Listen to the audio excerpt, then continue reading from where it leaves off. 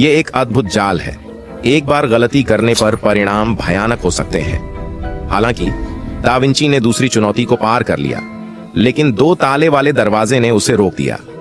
यह सरल दिखता है, लेकिन इसमें गहरी चाल है। साथी ने इसे हल्के में लिया और चाबी लेकर कोशिश की। वह एक प्रसिद्ध स्कूल से था और जालों का थोड़ा ज्ञान था।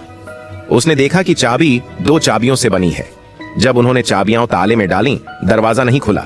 दा विंची ने सोचा कि शायद दोनों चाबियों को एक साथ घुमाना होगा, लेकिन यह भी काम नहीं किया। खजाना पास था, लेकिन फिर भी दूर। दा विंची ने खिड़की पर ध्यान दिया और सूर्य देवता की पूजा को ध्यान में रखते हुए उसे समझ आया कि शायद जब सूरज की किरणें दोनों ताले पर पड़ेंगी, तब दरवाजा खुलेगा। 2 चाबियां, यही मेरी एकमात्र चाहत थी।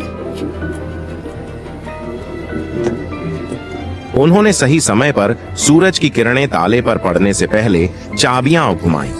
दरवाजा धीरे धीरे खुला।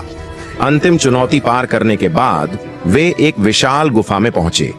दा विंची ने तुरंत अनुमान लगाया कि खजाना ताबूत में है। उन्होंने खोलने की कोशिश की, लेकिन ताबूत पूरी तरह से बंद था। जब उन्होंने जमीन पर गेंदें देखीं, दा विंची ने समझा कि ये ही कुंजी है। उन्होंने उन्हें ताबूत के खांचे में लगाया, लेकिन कोई सफलता नहीं मिली। महत्वपूर्ण समय पर दा विंची की बुद्धिमत्ता ने फिर से काम किया। उसे मोनालिसा की प्रसिद्ध पेंटिंग याद आई, जिसमें पुल पर 7 और 2 अंक छिपे थे। इससे उसे सुराग मिला।